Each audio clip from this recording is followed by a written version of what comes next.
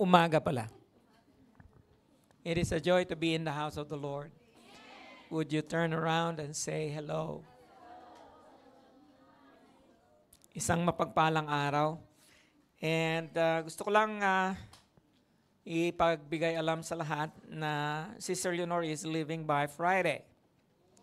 And kasama po niya ako.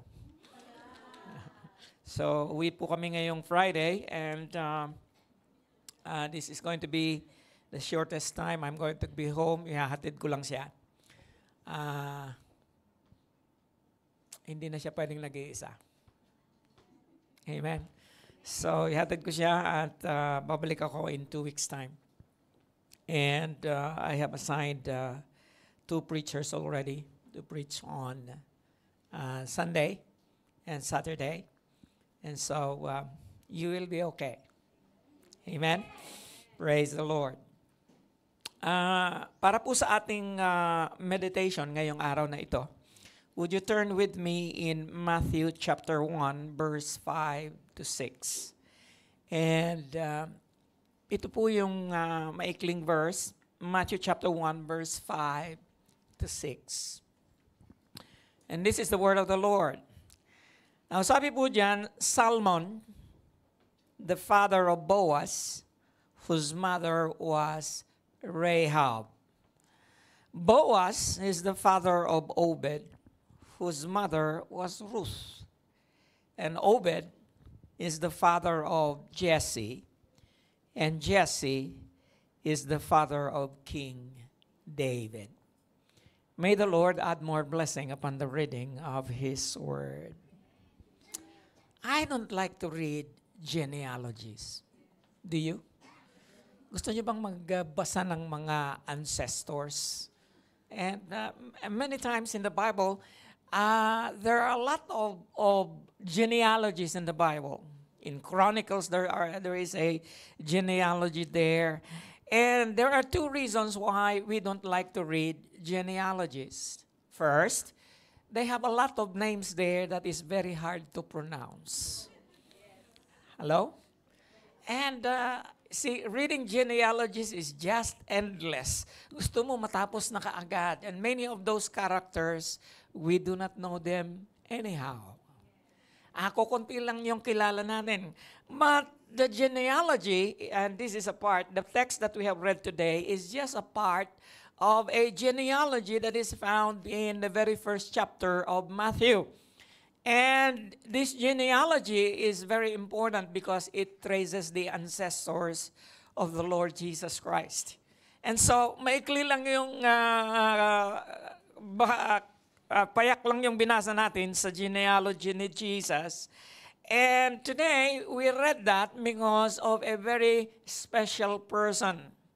And that special person is not even a man. She is a woman. And her name is Rahab. Say the word with me, Rahab. Okay? Pwede naman siyang Rahab, pero medyo social ng kaunti pag ginawa mong Rahab. May dating. Ano? Rahab. And so sabi diyan, si Salmon daw ang ama ni Boaz na ang kanyang ina ay si Rahab. And then it mentions again another very special woman that we all know. Probably we know Ruth better than Rahab. Now, sapagkat si Ruth, may sarili siyang aklat sa Bible. And he was the mother of Obed. Now, si Obed na naging anak ni Ruth at saka ni naging ama siya ni Jesse. At si Jesse is very important in the chronology because in the genealogy because he is the father of King David. And how is this information important to the Lord Jesus Christ? Because the Lord Jesus Christ is always reckoned to King David. In fact, in the many times that he is mentioned in the scripture, he is not mentioned as the son of the carpenter, whose name is, sino na nga yung tatay niya in the flesh? Si Joseph. He is not the son of Joseph. He is the son of David. Amen? And so, napakahalaga sa atin ngayong umagang ito. Ang pamagat po ng ating mensahe ay the Rahab of God. And to the uninitiated, it is a list of names, itong binasa natin. Majority of them were not familiar to us. In Matthew, there are 42 names. And in Luke, mabuti na lang hindi ko kinuha sa Luke, 77 siya. Okay? And so, here is, I'd like to introduce to you Rahab. Ito yung kanyang vital statistics. Rahab, ang kanyang pangalan, ang ibig sabihin sa Hebrew ay broad, whatever that means. Okay? And next is something that might give us a cringing, or it might leave a sour taste in our mouth because Rahab was a prostitute. Now, alam niyo, prostitution is the oldest of profession, as old as the Bible. And can you imagine that Jesus is not shy to introduce his great-great-grandmother, and his grandmother was a prostitute. Shocking. Hello? Are you not shocked? Okay? Okay, sabi niyan, he helped Israel's, I think the redeeming factor of in Rahab's life is, he helped Israel's spies from being caught. In fact, every time that Rahab is mentioned, especially in the New Testament, it is always been said of her na she helped the spies of Israel. Okay? She was born in circa 1,400 years before the coming of Christ. And her spouse is Salmon. They have a son named Boaz, daughter-in-law Ruth, and contemporary with Joshua. Now, Rahab is mentioned as Rahab the prostitute at least 5 times in Joshua chapter 2. Okay? The Bible does not gloss over the imperfections of its characters. And yun yung reputation niya. But in Matthew chapter 1, the title prostitute was erased because he is already a new person in Christ. Rahab, a great-grandmother of the Messiah Jesus. And I have good news for you this morning. May magandang balita ako sa iyo. The Lord Jesus Christ, or God, is still in the business of changing labels and rewriting your destiny. Amen? Pakiramdam mo ba, nagbago na ang destiny mo? Kung hindi pa nagbabago ang destiny mo, today is the day that you are going to change your destiny. I believe in destiny. I believe in God's purpose. Alam ko na si Lord may purpose sa buhay ng bawat isa sa atin. At hindi na bale kung anong pinanggalingan mo, kapatid. Okay? Mas malubha ka pa ba kaysa kay Rahab? Hindi ko alam. Ngunit alam ng Panginoon. But Rahab is an example for us today that God, even God, has friends in low places like Rahab in Jericho. And of all the places, Rahab is found in Jericho. Didn't you know that Jericho is one of the oldest city on earth? Jericho was about 9,000 years before Christ. Kalay mo yun, 9,000 taon bago ipinanganak ang Panginoong Jesus, plus 2,000 na tayo ngayon, year 2,000 na tayo ngayon, 11,000 na ang Jericho. Hanggang ngayon, may syudad pa rin sa lugar na yun. Amen? It is the oldest city in the world.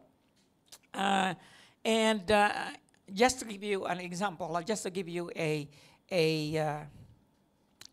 bird's eye of what Jericho is.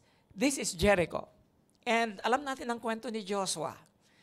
This is the very city na they walked around for 7 days. Dala-dala nila, pasan-pasan nila yung Ark of the Covenant. Kasi sabi ng Panginoon, hindi mo kailangan ng army to destroy Jericho. Umikot lang kayo ng 7 beses.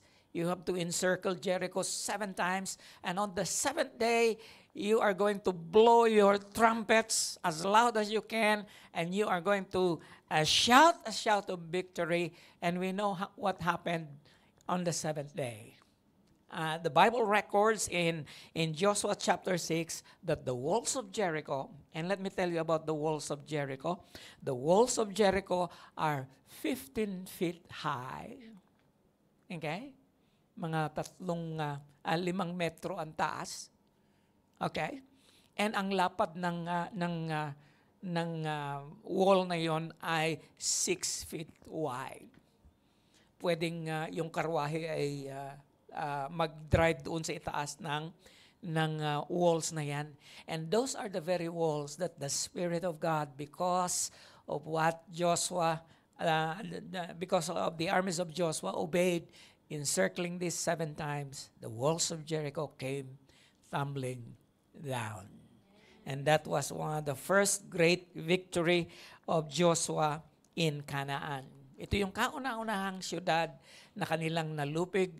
Ito yung kauna-unahang syudad na kanilang nasakop, okay, ng Israel nung sila ay pumasok sa Canaan. Hallelujah. And so today, si Rahab is living on top of this wall. Okay? So, you can picture na si Rahab, hindi natin alam kung saang lugar dyan, but he was living on top of that. May bahay siya doon. Okay? And his home is equivalent to a brothel. That is the place where men would go and satisfy their carnal urges. Okay? And that is where the soldiers found her. And so today, we're going to talk about the Rahab of God. And ayaw ko ba kung bakit yun ang nilagay na title ng Panginoon sa akin. And today, my goal today is that whatever your situation in life is, whatever your past, God accepts you as you are. And you are here because God has a purpose in your life. Na ikaw ay narito, hindi dahil sa naimbitahan ka ng isang kapatid sa Lifeway. Ngunit sa dinami-dami ng tao na naririto sa Hong Kong, ikaw ay naging kaibigan ng isang kaibigan at ikaw ay naimbitahan papunta rito. At ang Panginoon na nakakakilala kay Rahab ay nakakakilala din sa iyo. Amen? And so, sino po itong Rahab na ito? Paano siya naging bahagi ng buhay ng Israel? Isang bagay pa, nalimutan kong ma-mention. Si Rahab ay hindi Hudyo. Si Rahab ay Canaanite. Rahab is a Canaanite, and a Canaanite, alam nyo, they are idol worshippers. They are involved in child sacrifice. And kaya pala prostitute si Rahab because he is one of those temple prostitutes that kasi mayroon silang tinatawag na fertility rites sa kanilang temple. Kasama sa kanilang temple ang sexual activity during how they worship their God. Okay? And so, today, let us talk more about her. Unang-una sa lahat, she had a reputation. At yun na nga, nabanggit ko na ang reputation niya. Then Joshua, the son of Nun, I'm reading from Joshua chapter 2, verse 1 to 3. Ganito po ang sinabi.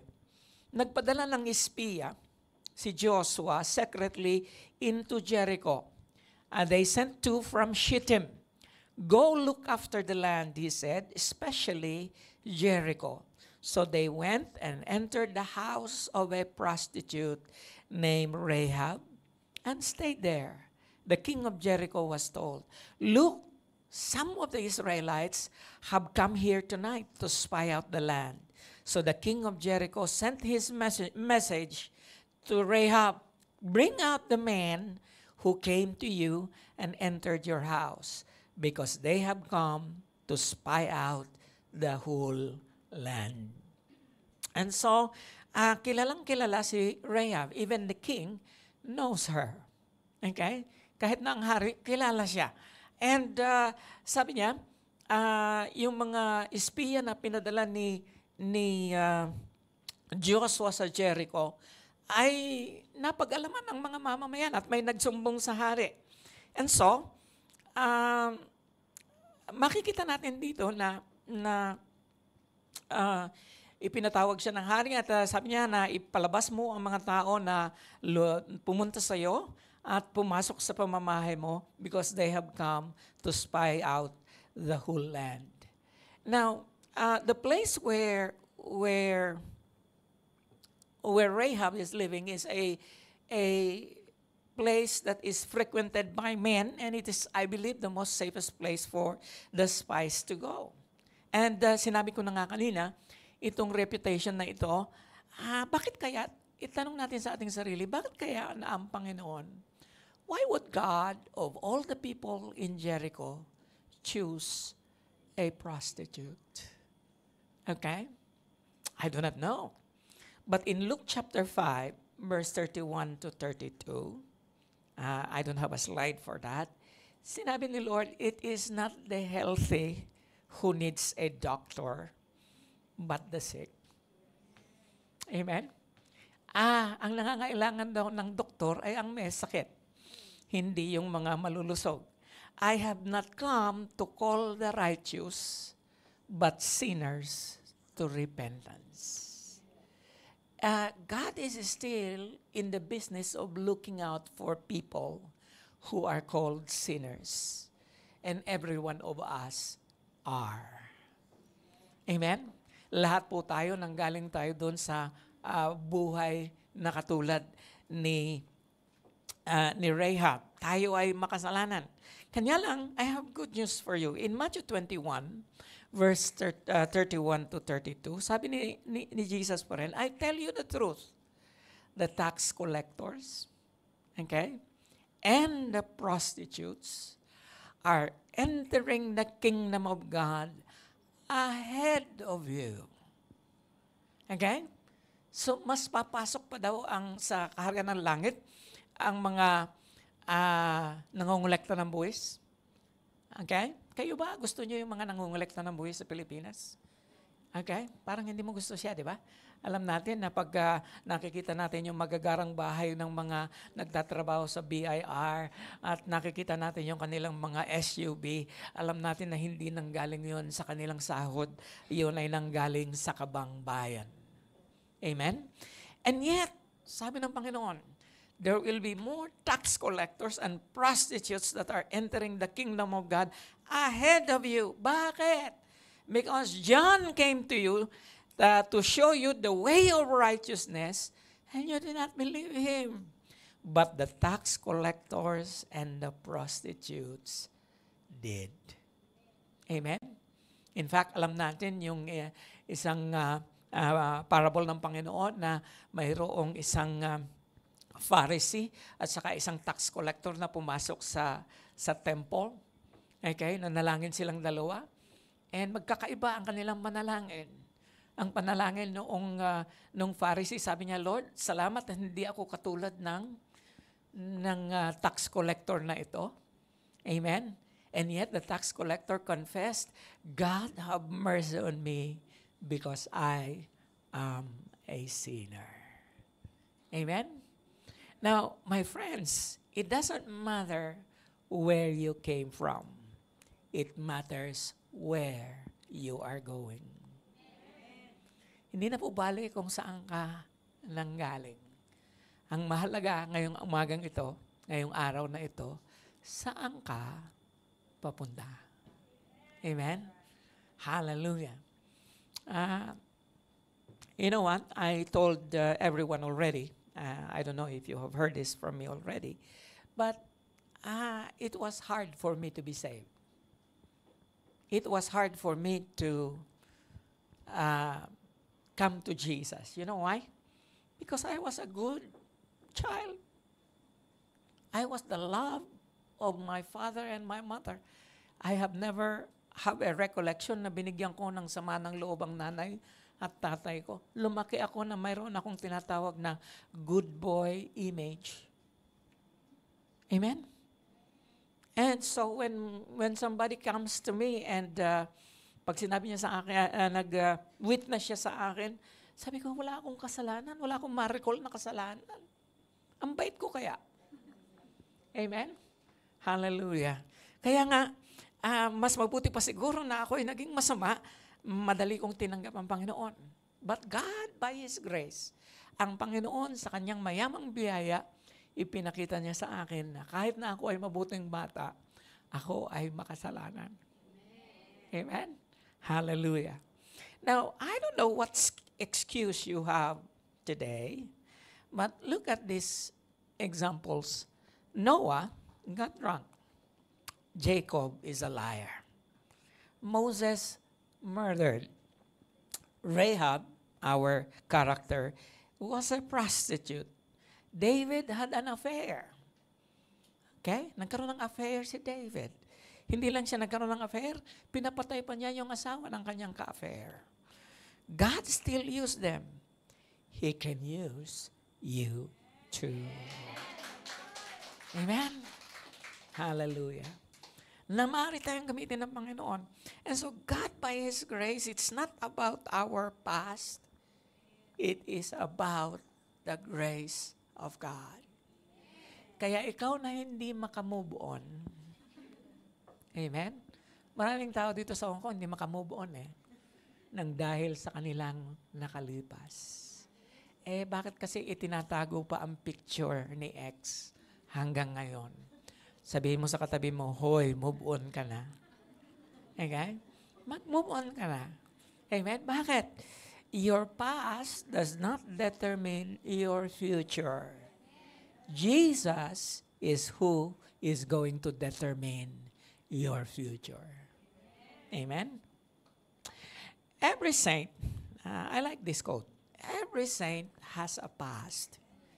Lahat daw ng santo, and would you believe, if we are going to accept what the Bible says, we are saints.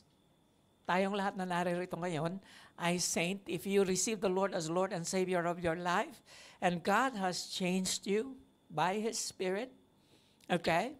And you have confessed that Jesus is Lord of your life, you are a saint. Okay? Kanya lang, hindi katulad ng saint na iniisip mo, na yung may liwanag sa ulo. Hindi yun ang saint na binabanggit dito. Ang ibig sabihin ng saint ay inihiwalay ka ng Diyos para sa Kanya. Inihiwalay ka ng Panginoon para sa Kanya. Oo, hindi natin pwedeng burahin yon. Si Lord lang ang makapagbubura. Lahat tayo ay may nakaraan.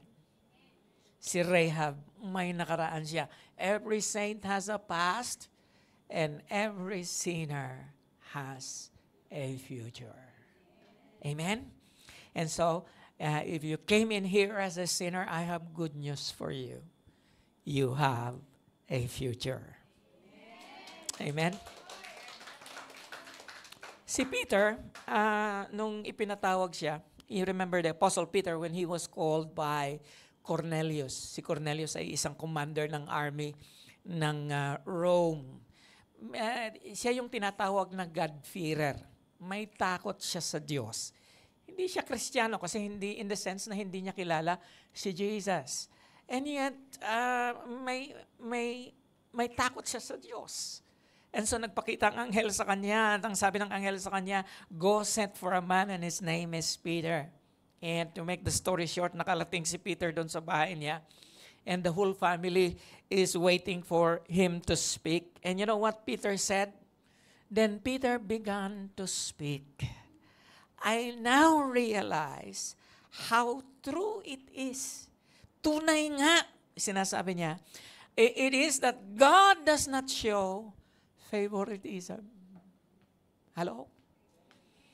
Okay? We always say that Israel is the chosen people of God. My friends, Israel is not only the chosen people of God, you are. Hello. Israel is not only the chosen people of God, we are. And so I now realize how true it is that God does not show favoritism, but He accepts every nation, every tribe, every language. It doesn't matter if you are Ilocano that came today, or Pangasinan, or Bisaya, or Tagalog, or whatever. God accepts from every nation the one who is going to fear Him and is going to do what is right. Amen? Sometimes we discriminate people according to the color of their skin. Okay? And you might not know this, but all of us are discriminators. May mga tao na ayaw natin katabi. Hello? Pag mabanggit ko lang yung word na Muslim, parang may negative thought kaagad na papasok sa isip mo. Kasi nga, we have been programmed since I was a child that itong mga taong ito ay hindi mapagkakatiwalaan. Right? We discriminate people according to the color of their skin, their jobs, their status in life, and morality, and religion. And yet, Jesus died for each and every one of us. You know what? Our neighbor is very good. I want you to join me. Napakabuti ng ating kapitbahay. Every time na pupunta ako dito at makakasalubong ko siya, pagpapasok kami sa lift, pinauuna niya ako lagi kasi pastor daw ako. Inchik yan eh. Okay? Galing sa China yan. Araw-araw ngayon, pinagpipray ko siya. Sabi ko, Lord, ilagtas mo ang lalaking ito. Yung merong Indian dyan, and minsan nag-church din sila dyan, may prayer meeting sila. Ginaya nila tayo, kumakanta na rin sila. Okay? Kaibigan ko rin siya.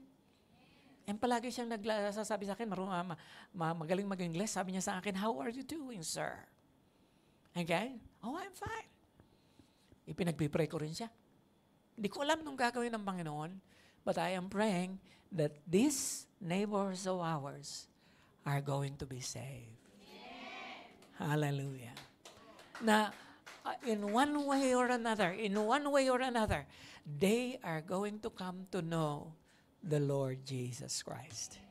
Amen? Because it doesn't really matter. All our reputations are bad. But God is going to fix it. Amen? So this brings us to the second. Why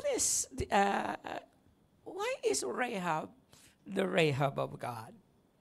Because she made a decision, and the right one. And I hope and I pray that you are going to make the right decision today. Okay? Sabi niya dyan, but the woman had taken the two men and hidden them. Now, on pain of death and on pain of persecution and punishment, Rahab, alam niya na very, very risky yung kanyang ginawa. Itinago niya yung dalawang espiya. Okay? Yes. Sabi niya, yes, the man came to me, but I did not know where they had come from. And as far as he was telling the emissary of the king, he is telling the truth. But then he lied.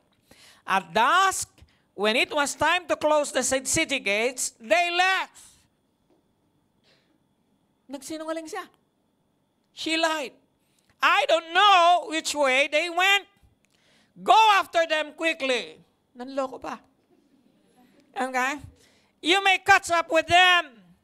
But she had taken them up to the roof and hidden them under the stalks of flax she had laid out on the roof. So the men set out in pursuit of the spies on the road that leads to the fields of the fords of the Jordan. And as soon as the pursuers had gone out, the gate was shut. Wow. Now, I went through a lot of commentaries about this passage, and there is a debate among theologians. Was it right for Rahab to lie? Does God approve of her lying? And alam niyo, tayo mga Pilipino, sa ating itong mga Pilipino, this is a no-brainer. Okay? If it is going to save the life of someone, you're going to lie. Hello? If you are going to save for the good, if you're going to lie for the sake of, for the sake of God, then you are. I am. Hello? I will be like Rahab. She made a decision. Why? Bakit ginawa niya yon? Because she heard of what the Israelites did in Egypt. She heard that the God of Israel is greater than the God of Jericho. She heard that there is a God in heaven and on earth that are able to deliver a people. And she knows that these people are coming, and it is going to be the end of Jericho. She also heard that the two great kings of, yung tinatawag na lang si Og, king of Bashan, and the other king, ay nilupig ng Israel, and there is no one that can stand on their way. And so she made a decision. It's time to take sides. Hello? Now, if you're not very convinced that the lying of Rahab is any good, there's another couple that lied in the Bible. And they are midwives. Okay? Please don't name your children after them. The name is Shipra and Puwa. Okay? Please, huwag niyong papangalan ng mga anak niyo. Hirap bigkasin eh. Shipra and Puwa. Okay? They lied to the king of Egypt because the king of Egypt said, why are still there many infants in Israel? I told you that every time you do your thing, pagka lalaki, papatayin niyo sila kaagad. Eh, bakit hindi namamatay? Ang dami pa rin. Alam niyo, nagsinungaling itong si Shipra at saka si Puwa. Sabi nila, the women of Israel are so strong. Before we even come to the house and deliver the babies, they have delivered them already. But the truth is, they didn't kill the child. And you know what? The Bible says that God blessed Shipra and Puwa. Hello. Okay? In the New Testament, it says there in the book of Acts, we ought to obey God. We ought to choose the side of God rather than men. Amen? Hallelujah. Now, this is not giving you a license to lie. Hello? You understand? Okay. And so, maybe there comes a times when you have to make a life-changing decision. The decision that Rahab made that day changed her life, and the life of her household forever. Okay? Now, there is an unknown quote here. It says there, maybe sometimes the hardest decision we have to make are the ones that God wants us to make ourselves. And you know what? God has given you a wonderful gift, and that is the gift of choice. Many times we have allowed people to make decisions for us. If you grew up with a controlling mother, your mother is still making the decision for you today. Amen? Kung ikaw ay lumaki sa isang pamilya na kontrolado ka ng nanay at tatay mo hanggang nag-college ka, You know what? I grew up in that kind of family. I cannot do anything for myself, not unless my father or my mother said it is okay. I won't do it. And when God comes into our life, we have to make a decision for Him. Kaya minsan, may mga nagpapabaptize. There are people who are candidates for water baptism. And during the interview time, they were used to say, I will ask my mama first if it's going to be okay na magpabaptize ako.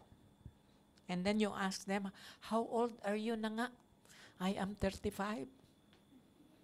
But cannot make a decision for herself. You know what? Following Jesus is not a decision your mama is going to make. Following Jesus is not your husband's decision to make. It is your personal decision. Amen? Rahab made a decision which her descendant, Ruth, also made. Akalain mo? Si Ruth din, yun din ang ginawa ni Ruth. Sabi ni Ruth kay Naomi, I will go wherever you are going to go. I am going to eat what you're going to eat. Your people will be my people. Your house will be my house. And then she said, your God is going to be my God. Amen? Ang Diyos na iyong sinasamba, ay yun din ang Diyos na aking sasambahin. You have to make a decision. When faith comes, it is manifested by works and choices, and it is going to follow. Okay? In the New Testament, nabanggit ko na 2 beses, aside from Matthew chapter 1, there are still 2 occasions that Rahab's name was mentioned. And the first one is in James. In James chapter 2, verse 25 to 26, in the same way was not Rahab the harlot. Now, another term for prostitute is harlot. Yan po ay Old English translation ng prostitute. Hindi ba na si Rahab the harlot was justified? Anong ibig sabihin ng justified? Pinawalang sala siya sa pamamagitan ng kanyang mga gawa when she received the messengers, sent them out by another way. Because of the decision that Rahab made in Christ, she was justified. For just as the body without the spirit is dead, so also faith without works is dead. Okay? You see, it is easy to accept the Lord as Lord and Savior of your life. You can do that in a prayer. Amen?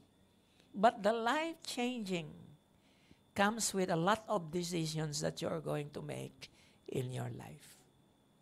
Amen?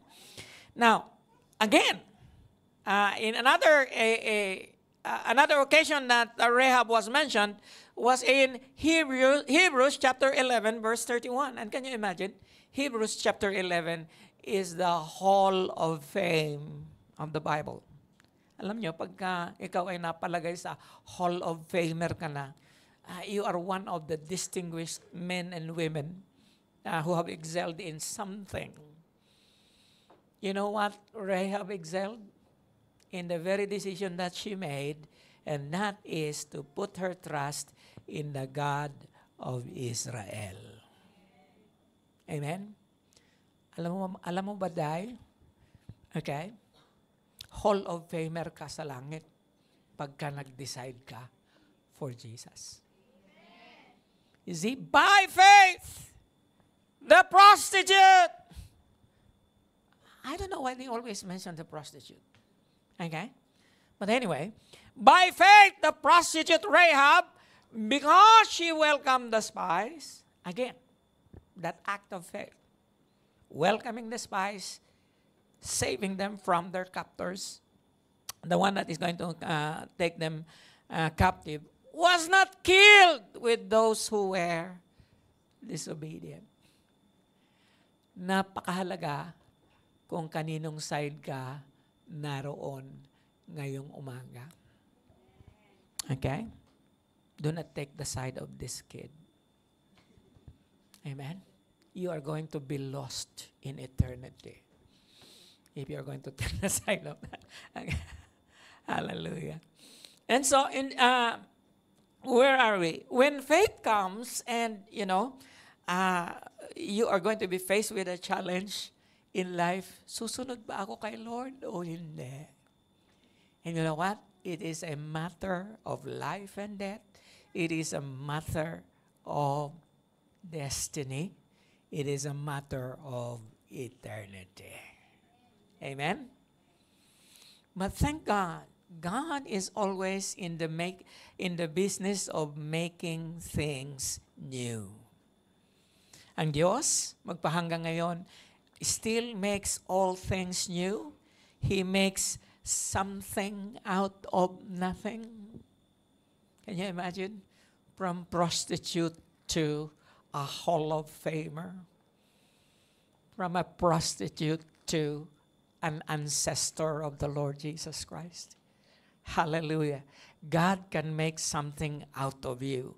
God transforms and creates. God changes our hearts and our minds. God can even change your name. Amen. I'm excited what my name is going to be in heaven.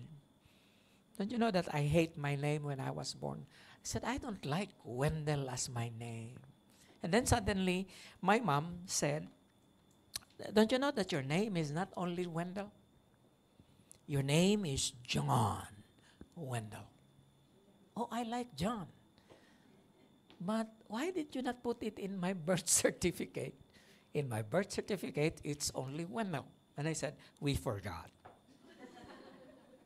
But my full name is John Wendell Aquino. Okay? Now that brings us to the third. Ano yung pangatlo? She did a confession. Okay? So sabi natin kanina, she had a reputation. She made a decision. She did a confession. And what confession did she make? Before the spies lay down for the night, she went up on the roof and said to them, I know that the Lord has given you this land. Hindi pa nangyayari, alam na niya ang mangyayari. Amen? Meron na siyang, ang lakas ng conviction niya eh. Sabi niya, I know that the Lord has given you this land. Amen? Siguro, isa sa confession na gagawin natin ngayon, Lord, I know that you are coming very soon. And you are going to occupy this land and you are going to destroy much of the earth. In the second coming, God is not going to be a God of love. He is going to be a God of justice. Amen? There was one time, the first time I came to Hong Kong, I was shown by one of the elders of the church, my first time to go to Central, and she said, don't you see these tall buildings here, the China Bank? And she showed me the glory of Hong Kong. And I was thinking in my mind, when Jesus comes, all of these buildings are going to lay flat on the ground with no stones on top of another. Yan ang sabi ng salita ng Panginoon. You understand what I'm saying? Guguho ang lahat ng ito, kapatid. Okay? Hallelujah. And so sabi ni Rahab, I know that the Lord has given you this land, and a great fear of you has fallen on us. So terror and fear is gripping the land. And a great fear of you has fallen on us, that all who live in this country are melting in fear. Do you know how it is to melt in fear? Do you even know how to feel that? Because of you, And then she said, we have heard how the Lord dried up the water of the Red Sea for you when you came out of Egypt. Here is Rahab telling the wonderful works of the Lord in Egypt for the sake of his people Israel. Hallelujah. This reminds me of what Paul says, faith cometh by hearing, and hearing by the word of God. News travels very fast, hindi lang ngayon. Noong unang panahon, ang bilis ng balita. Okay? And by the way, hindi naman po kalayuan ang Kanaan sa Red Sea. In fact, they could be in Canaan a few weeks, probably a month of traveling on foot. But Israel was lost in the wilderness for 40 years. Can you imagine that? Amen? Hallelujah. Kasi wala pang Google Maps nung unang panahon. Nagkawala-wala sila doon sa wilderness. Inabot sila ng 40 taon na ngayon, pagsasakay ka ng isang sasakyan, a little more than an hour, you will be from one end to the other end. Okay? But they walked. They traversed that wilderness for 40 years. And yet, it is very near. And the news travels very fast. Then, we have heard how the Lord dried up the water of the Red Sea. And when you came out of Egypt, is there any God like the God of Israel? Amen? May Diyos ba na katulad sa Diyos ng Israel? And what you did to Sihon and Og, okay? Ang sasama ng pangalan eh. Sihon and Og, the two kings of the Amorites, amen, east of the Jordan, whom you completely destroyed. How many of you feel that you are in danger? Pero sanay ka na sa danger eh. Okay? Araw-araw parang nung unang panahon, nung unang dating mo dito, kinakabahan ka araw-araw. Amen? Yung tunog pa lang ng takong ng employer mo, papunta sa bahay, andyan na siya. Okay? Dampot mo kaagad yung walis at medyo wasi-wasi-was ka ng kaunti kasi darating na. Amen? I have good news for you. Fear is not your lot. When you are related to the King of Kings and the Lord of Lords, there is only peace. There is only assurance about the future. And His name is Jesus Christ.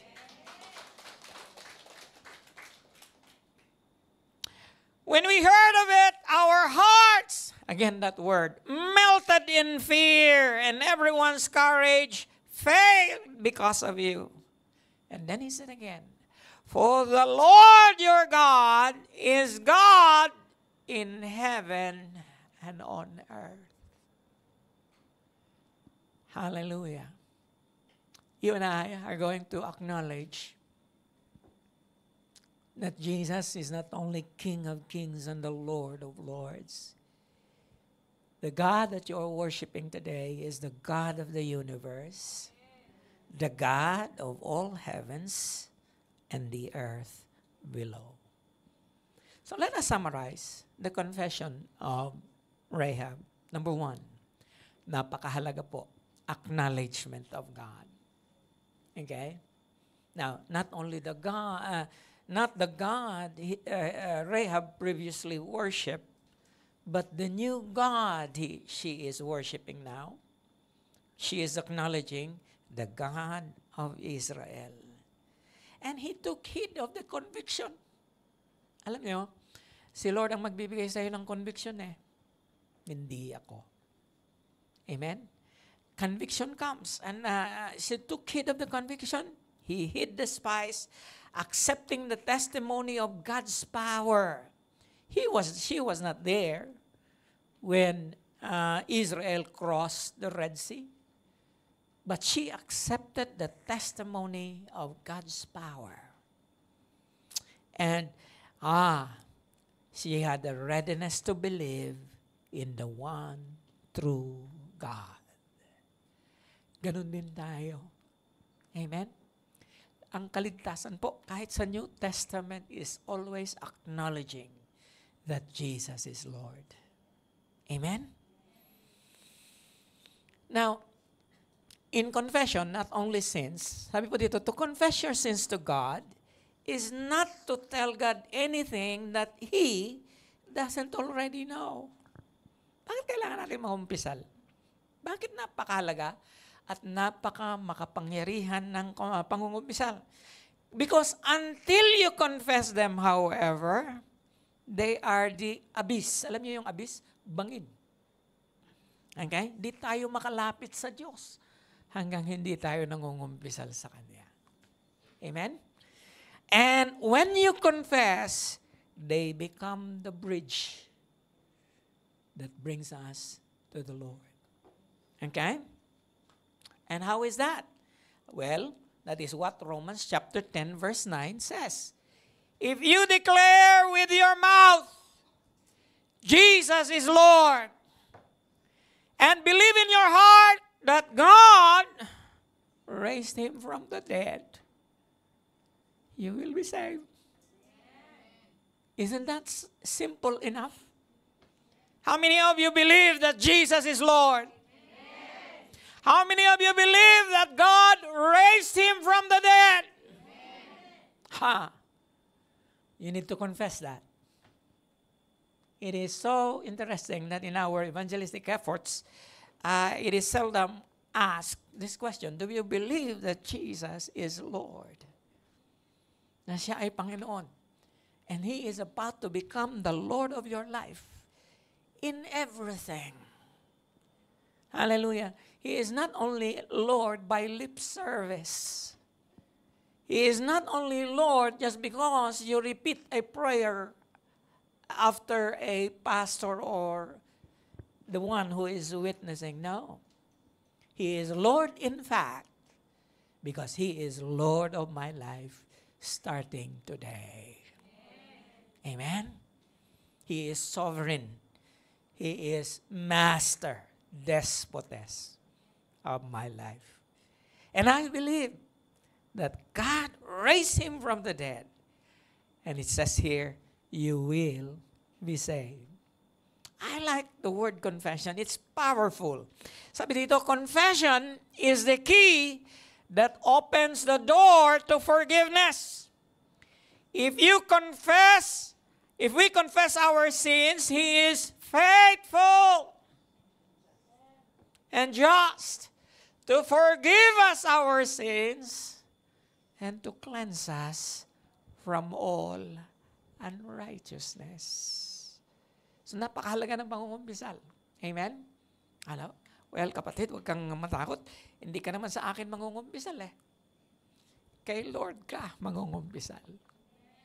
Hindi ako ang magpapatawad ng kasalanan mo. Walang sino man ang makapagpapatawad, makapaglilinis, makapagbabago ng buhay ng isang tao. Si Lord lang. Hindi lang kailangan niya ng kumpisal. Alam na ba niya ang ginawa mo? Alam na alam ng Panginoon. In fact, mas kilala ka ng Diyos kaysa sa pagkakakilala mo sa sarili mo. Hindi mo ba nalalaman? Sabi ng salita ng Panginoon, kahit na lahat ang bilang ng iyong buhok ay alam ng Panginoon. Kaya hindi ako nagwo-worry na wala na akong buhok. Bilang na bilang ng Panginoon yan. Amen? Hallelujah. Even in prayer, okay? Di ba sabi ng salita ng Panginoon, confess your faults one to another so that you may be healed. Wow. Si D.L. Moody sabi niya, there is no true prayer without confession.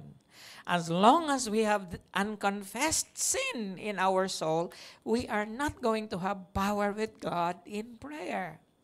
He says that if we regard iniquity in our hearts, He will not hear us, much less answer.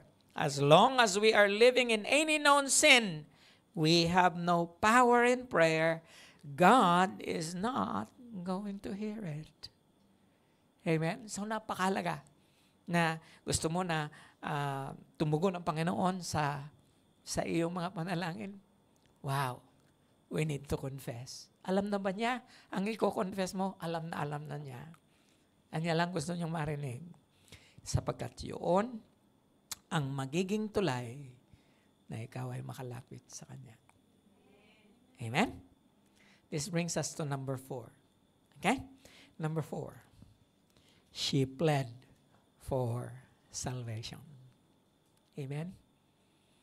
Now then, sabi niya, Kanya nga ngayon, please, swear to me by the Lord that you will show kindness to my family, because I have shown kindness to you. Give me a sure sign that you will spare the lives of my father and mother, my brothers and sisters, and all who belong to them, and that you will save us from death. There is a verse that the Lord reminded me in the New Testament about the shrewd manager. At the end, He commended the shrewd manager. Sabi niya, this manager is so shrewd and he is more wise than the children of light. Why? Because this manager seizes the opportunity to prepare for the future. Amen. And I believe that Rahab is shrewd as well. Alam niya na nasa bingit sila ng kamatayan. Alam niya na silang lahat ay malilipong. Nakipag-bargain na siya kaagad. Sabi niya, please, hallelujah, please save me and my family. Alam niyo ba na may pangako ang Panginoon? Pagka ikaw ay iniligtas ng Diyos, kasama ang kaligtasan mo sa kaligtasan nila. Amen. If you believe in the Lord Jesus Christ, you will be saved, you and your household. For the promise is not only to you, but to your children, even those who are afar off, even as many as the Lord our God shall call. Amen. Kasali ka doon, kapatid. Are you not excited? Marami sa inyo, nandito kayo kasi nangako ka sa Pilipinas na igagapang mo ang iyong pamilya. Sino nangako na igagapang mo? Kapatid, wag namang gapang. Okay? Hindi mo kailangan igapang. Pagka tinanggap mo si Lord as the Lord and Savior of your life, I'm very sure hindi mo sila igagapang. Amen? The Lord is going to take care of your families. Amen. Hallelujah. Now, I want us to read chapter 6, verse 17. Only Rahab, the prostitute, and all who were with her in her house shall be spared, because she hid the spies we sent. That is the word of Joshua. So, nagsabi si Joshua sa kanyang mga tauhan, isang pamamahay lang ang maliligtas. And can you imagine? I don't know, the population of Jericho that time must be a few thousand, not millions, but a few thousand. But now, you go there are probably 1 million people residing there, or hundreds of thousands. I don't know. But during the time of Joshua, just because Rahab made a decision to embrace the God of Israel, just because Rahab made a confession that the God of Israel is the God of the heavens and the earth, just because she pled for her salvation, she was the only one and her family that were saved. Every man, woman, and children, even the cattle, even the houses, and everything that stood before them, they were all destroyed. Only the family of Rahab was spared. according to the word of Joshua. Amen? Kanino ka kikiling, kapatid? Sinong makapagliligtas sa'yo? Sinong makapagsusolve ng problema mo? Sinong makapagbibigay sa'yo ng maayos na buhay? Sinong makapagbibigay sa'yo ng maayos na kinabukasan? Sinong makapagbibigay sa'yo ng kagalakan? Wala nang iba. Hallelujah. You have to choose God. And in choosing God, you have to serve Him. Amen? Alam nyo, kukwento ko na lang anong nangyari pagkatapos noon. Di sinalakay na sila. Nung ikapitong ikot ng Israel sa Jericho, bumagsak. Yung walls ng Jericho, sinalakay nila. Inubos nila lahat ng tao na nandoon. Sinunog ang lahat. Dinala nila si Rahab at ang kanyang pamilya. The whole clan resettled in Canaan with the Israelites. Aba, hallelujah. May nagkagusto sa kanya. Okay? Sino nagkagusto sa kanya? Si Salmon. Okay? Hindi yung sardinas. Okay? Si Salmon nagkagusto sa kanya. And alam niyo ba si Salmon at saka si Boaz, they are prestigious men of Israel. Naputol na ang kanyang pangit na kahapon. Okay? Huwag mo sasabihin na wala ka ng pag-asa. May pag-asa ka pa.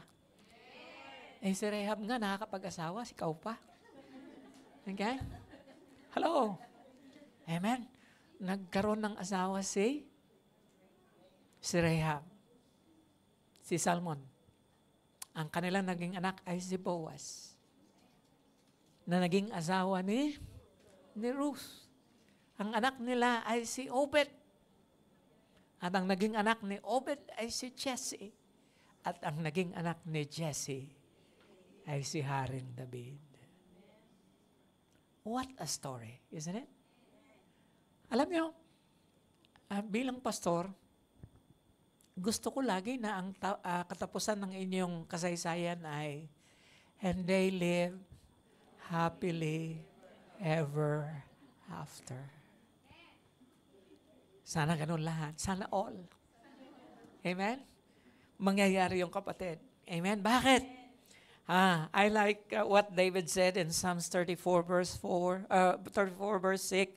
This poor woman called or cried, and the Lord heard her, and He saved her, Rahab, out of all her troubles. Did you come troubled today? I don't know of any other woman as troubled as Rahab.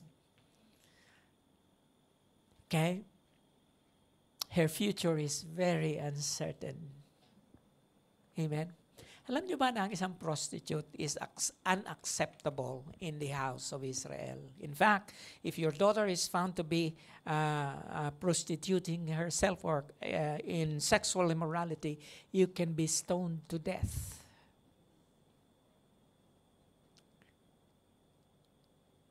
The future of this woman was so uncertain. And yet, hallelujah, when you have found a new relationship with God, there is going to be a reversal of fortune. Amen? Everything that is against your favor in the past is going to be in your favor. Amen? Hello? Hallelujah. Therefore, do not plead your merits before God. Plead mercy. Why? Because it is mercy that we need. We need it from first to last. And we need it every single day. My prayer every day is mercy. Because I have no merit. Amen? Wala akong merit eh. Di ko masabi na, Lord, ang bait ko kaya. Hallelujah. As far as I know, hindi ako mabait. Isa lang ang mabait. And His name is Jesus Christ. Napakabait ng Panginoon. Hallelujah. You remember that thief on the cross of Calvary? Okay? Okay? Here is again another low life. Magnanakaw siya. God is even friends of thieves now. Then he said, Jesus, remember me when you come into your kingdom. Jesus answered him, I tell you the truth. Today, you will be with me in paradise. You know what? When I go to heaven, I am going to find this guy. I am going to locate him. I am going to ask one angel, can you please introduce me to the thief on the cross? He has no name. Okay? But do you know whom am I referring to? And the angel probably would say, yes. And then I will ask him, because people, when you are in heaven, you don't age. Okay? Isn't it good news? Hindi na tayo tatanda sa langit. I'm going to ask him a few questions. How did you make it? And probably he would answer me, I don't know. The truth is, I don't really know how I made it. I just asked the guy on the right-hand side of me to remember me, and he did. He made a promise. How come, I would say, you are not baptized? Are you familiar with justification by faith?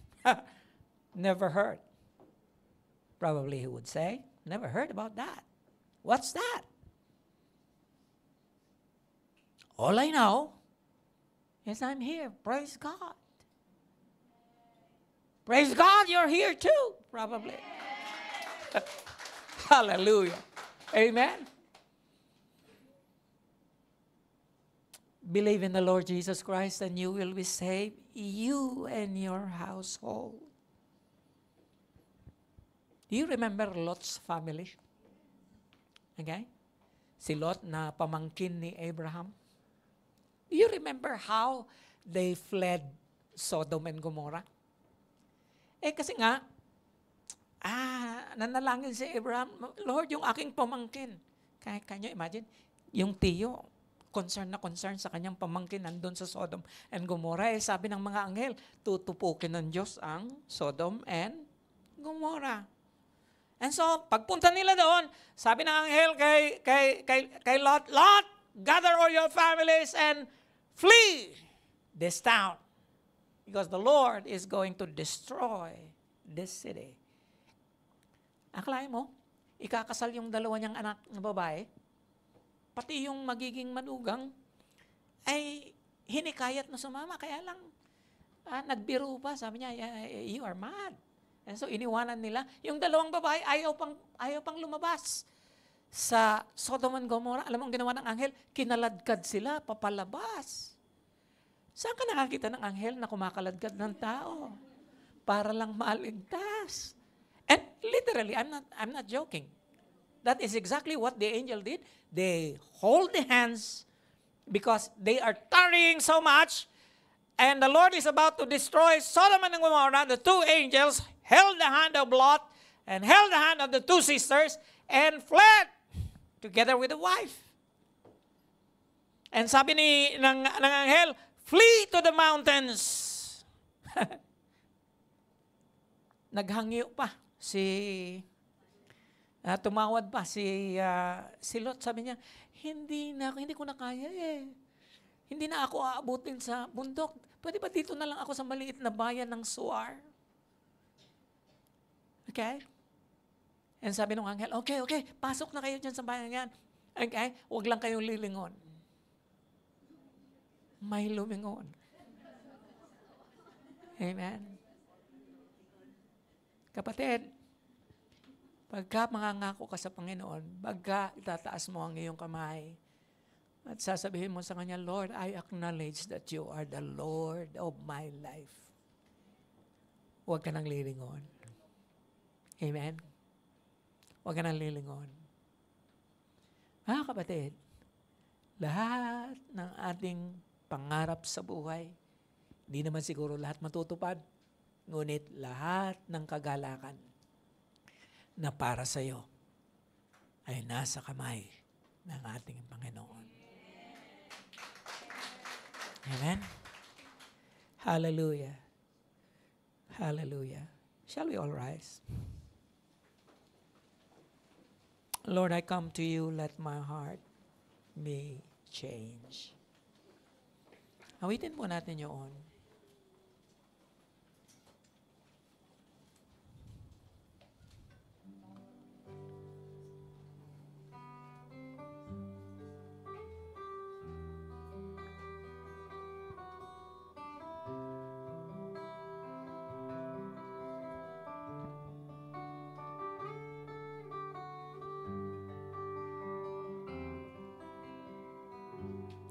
Lord, I come to you. Let my heart be changed, renewed, flowing from the grace that I found in you.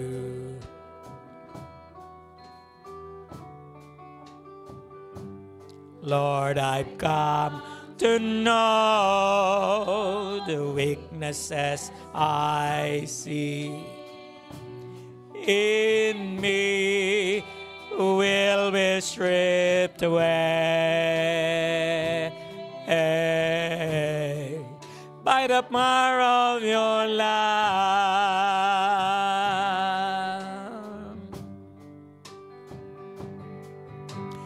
Hold me close, let your love surround me. Bring me near, draw me to your side.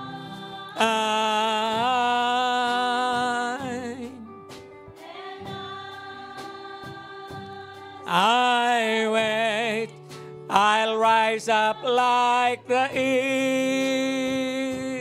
eagle, and I will soar with you. Your spirit leads me on by the power of your love.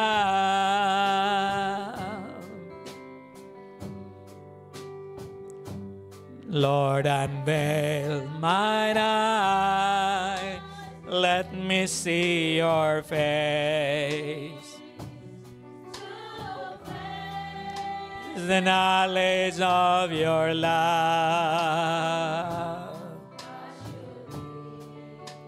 in me.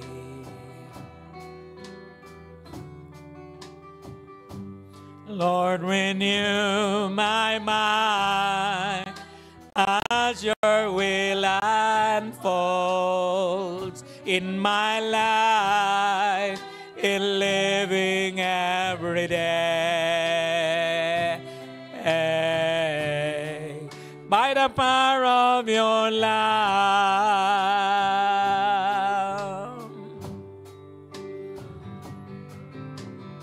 Hold me close, let your love surround me. Bring me near, draw me to your side. And I wait like the eagle, and I will soar with you. Your spirit leads me on by the power of your love. And I will soar with you. Your spirit leads me on by the power of your love. Would you close your eyes with me? Nais ko lamang pong magbigay ng isang challenge. Maring ito ang kauna-unahan mong pagdalo sa aming gawain. O marahil ay nakakailang linggo ka na. Ngunit alam mo, sa araw na ito, naputol ang ugnayan mo sa Panginoon. Kapatid, nais ko lang sabihin sa iyo, hindi tao ang nagdala sa iyo sa lugar na ito. Ikaw ay dinala ng Panginoon sa lugar na ito para marinig mo ang dapat mong marinig. Kapatid, huwag kang matatakot, huwag kang mahihiya. Gusto kong malaman mo na mahal na mahal na mahal ka ng Diyos. Wala kang dapat ikatakot dahil or ikahiya dahil katulad mo lang kami. Katulad mo noon, kami rin ay katulad mo. Walang Diyos, malayo sa Kanya. Kilala namin siya pero malayo kami sa Kanya. Wala kaming ugnayan sa Kanya. Ang desisyon na gagawin mo ngayong araw na ito ay hindi mo pagsisisihan. Ang desisyon na gagawin mo ngayong araw na ito ay panghabang buhay. Si Lord, aangkinin ka niya bilang Kanya. Si Lord, katulad ni Rahab, hindi na bale kung ano ang kasalanan mo in the past. Hindi na bale kung ano ang reputasyon mo. Hindi na bale kung ano ang iyong kahapon. Nalalaman ng Panginoon ang iyong kinabukasan. Nalalaman ng Panginoon at may gagawin siya sa buhay mo. Nakahanda ka ba na tanggapin ang pagmamahal niya sa iyo? Isang bagay lang nais kong gawin mo, kapatid. Huwag kang matatakot, huwag kang mahihiya. Hindi ka naman mananalangin, hindi ka mangangako sa akin. Kay Lord ka mangangako. Isang bagay lang, nais kong ipanalangin ka. At sa panalangin ito, nais ko na itaas mo ang iyong kamay. Sasamahan kitang manalangin sa Panginoon. Sasamahan kita na mag-alay ng iyong buhay, ng iyong pamilya sa Panginoon. Can you do that right now? Right now. Yes. Yes. Yes. Hallelujah. Hallelujah. Hallelujah. Ulitin ko, kapatid, your life is about to change. Babaguhin ng Panginoon ang takbo ng buhay mo. Hallelujah. May gagawin siya sa iyo. May pangako siya para sa iyo. And I wanna pray with you. Ihahatid kita sa Panginoon sa umagang ito. Just lift up your hands and I am going to pray for you right now. Thank you for that hand. Yes. Thank you for that hand as well. Is there anyone else? Yes. Tayo po ay manalangin. Tayo po ay manalangin. Panginoon, salamat po sapagkat nalalaman mo ang nilalaman ng puso ng bawat isa. Lord, patawad po sa lahat ng aming mga kasalanan. Patawad po, Panginoon, sa lahat ng aming mga nakaraan.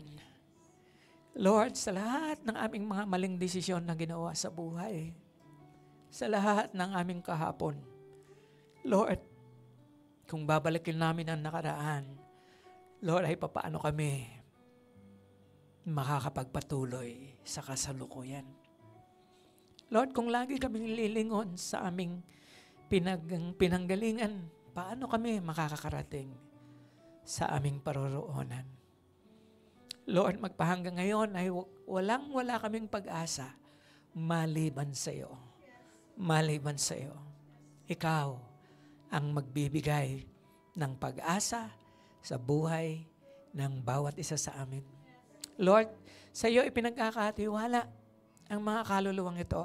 Sa iyo ipinagkakatiwala ang aming buhay, Panginoon, sapagkat, Lord, hallelujah, wala kaming lakas, wala kaming kapangyarihan upang baguhin ang aming sarili.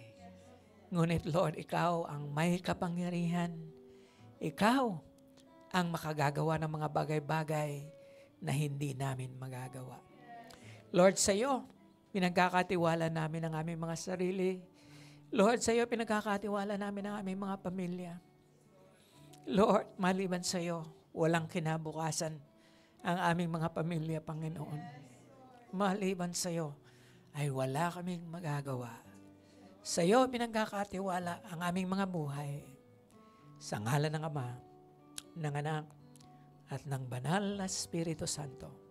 Sa iyo, Panginoon, ay iniaalay ang bawat isa sa aming buhay. Sa ngalan ni Jesus. And everyone would say, palakpakan po natin ito.